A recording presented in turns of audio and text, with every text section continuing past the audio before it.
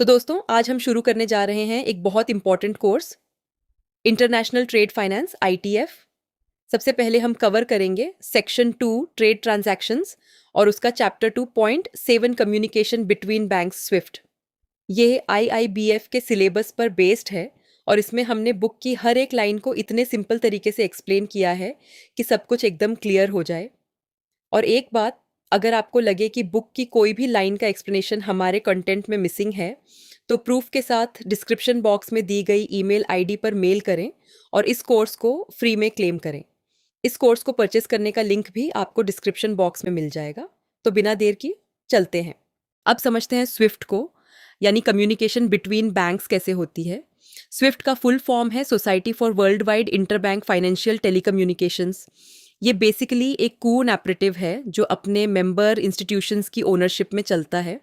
Simply समझो तो इस सिस्टम की मदद से फाइनेंशियल इंस्टीट्यूशंस अपने बिजनेस ऑपरेशंस को स्पीड, सर्टेनिटी एंड सिक्योरिटी के साथ कर सकते हैं।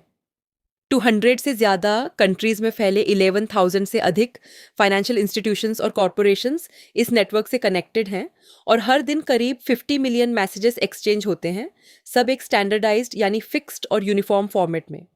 ये मैसेजेस फाइनेंशियल और नॉन फाइनेंशियल दोनों तरह की इंफॉर्मेशन कैरी करते हैं और स्विफ्ट के दो मेन काम हैं। पहला, ये अपने कस्टमर्स को ऐसे कम्युनिकेशन प्लेटफॉर्म्स, प्रोडक्ट्स और सर्विसेज प्रोवाइड करता है जिनकी मदद से वे एक दूसरे से कनेक्ट कर सकते हैं। और दूसरा है, फाइनेंशियल इंफॉर्मेशन को सिक्योरली और रिलायबली एक्सचेंज कर सकते हैं।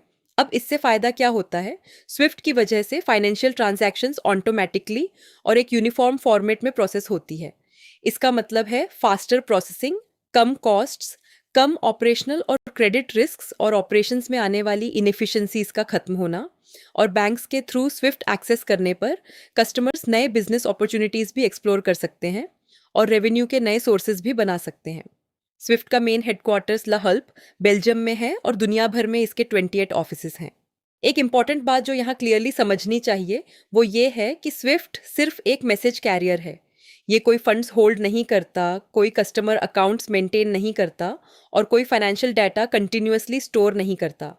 एज अ डेटा कैरियर इसका रोल सिर्फ यह है कि एक फाइनेंशियल इंस्टीट्यूशन से दूसरे फाइनेंशियल इंस्टीट्यूशन तक इंफॉर्मेशन सिक्योरली ट्रांसमिट करे और ये इंश्योर करे कि जो इन्फॉर्मेशन भेजी जा रही है वो कॉन्फिडेंशियल और इंटैक्ट रहे।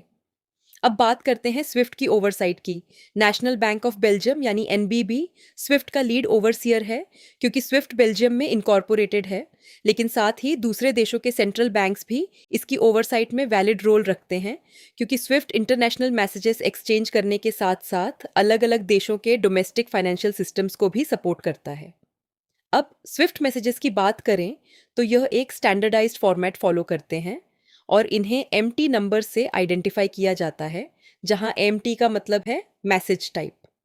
ये कैटेगरीज AMT1XX से AMT9XX तक होती हैं और हर कैटेगरीज एक स्पेसिफिक टाइप का मैसेज रिप्रेजेंट करती है। इनमें से MT7XX categories specifically later on credit यानी LC ट्रांजैक्शंस के लिए यूज होती है। अब समझते हैं स्विफ्ट मैसेज कैटेगरीज को। MT1XX कस्टमर पेमेंट्स और चेक्स से रिलेटेड होता है, यानी कस्टमर्स की तरफ से इनिशिएट होने वाले ट्रांजैक्शंस और चेक रिलेटेड एक्टिविटीज इसमें कवर होती हैं। MT2XX फाइनेंशियल इंस्टीट्यूशन ट्रांसफर्स के लिए होता है, यानी जब बैंक्स आपस में फंड्स ट्रांसफर करते हैं तो यही कैटेगरी यूज होती है। MT3XX foreign exchange, money markets और डेरिवेटिव्स को कवर करता है, यानी करेंसीज, शॉर्ट टर्म मार्केट्स और डेरिवेटिव इंस्ट्रूमेंट से जुड़े ट्रांजैक्शंस इसमें आते हैं।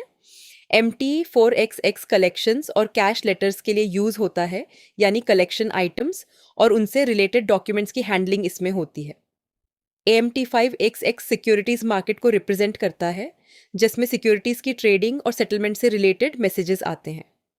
MT6XX कमोडिटीज और रेफरेंस डेटा को कवर करता है, यानी कमोडिटी ट्रांजैक्शंस और उनसे रिलेटेड सपोर्टिंग डाटा की कम्युनिकेशन इसमें होती है। MT7XX डॉक्यूमेंट्री क्रेडिट्स, गारंटीज और stand by letters of credit से रिलेटेड होता है और यह मेनली ट्रेड फाइनेंस ट्रांजैक्शंस में यूज होता है। MT8XX ट्रैवलर्स चेक से एसोसिएटेड है, जिसमें उनकी इशुएंस और प्रोसेसिंग कवर होती है। और MT9XX कैश मैनेजमेंट और कस्टमर स्टेटस को डील करता है, जिसमें अकाउंट इन्फॉर्मेशन और कस्टमर रिलेटेड अपडेट्स की मैसेजेस आती हैं। हर कैटेगरी के अंदर हर मैसेज एक फिक्स्ड और स्टैंडर्डाइज्ड फॉर्मेट में होता है ताकि सभी यूजर्स के लिए कंसिस्टेंसी बनी रहे और कोई कंफ्यूजन ना हो। अब बात करते हैं स्विफ्ट इंडिया की। स्विफ्ट इंडिया डोमेस्टिक सर्विसेज, जिसे स्विफ्ट इंडिया कहते हैं, इंडिया में 7 मार्च 2014 को इंट्रोड्यूस किया गया था और इसने डोमेस्टिक फाइनेंशियल सर्विसेज सेक्टर में एक नया चैप्टर शुरू किया। स्विफ्ट इंडिया एक मेंबर ओन्ड कोऑपरेटिव के तौर पर ऑपरेट करता है, जो इंडियन बैंक्स और स्विफ्ट ने मिलकर बनाया है। इसके मेंबर्स में इंडिया के लीडिंग पब्लिक सेक्टर और प्राइवेट सेक्टर बैंक्स शामिल हैं। तो दोस्तों, इसी के साथ हमारा चैप्टर 2.7 यहाँ कंप्लीट होता है। मिलते हैं अगले चैप्टर 2.8 में।